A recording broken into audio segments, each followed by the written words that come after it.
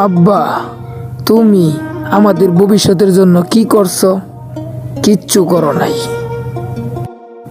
কি করতে চাই নাই, তোমাদের জন্য অনেক কিছু করতে চেয়েছিলাম, সফলতার দিকে অনেকটা দূরে এগিয়েও গিয়েছিলাম, কিন্তু আমি বুঝতে পারিনি যে আমার পিছনে এত লোকের তারা।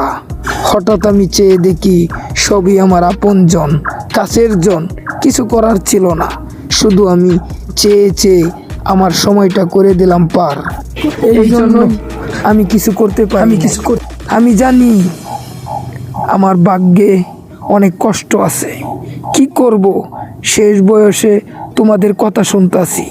তোমরা যত কিছুই বলো, আসলে এখন তো আমি কিছু করতে পারবো না, শুধু নীরবে তোমাদের কথাগুলোই শুনে যাব। আমার আবার কিসের কষ্ট? আমার জীবনটাই তো নষ্ট।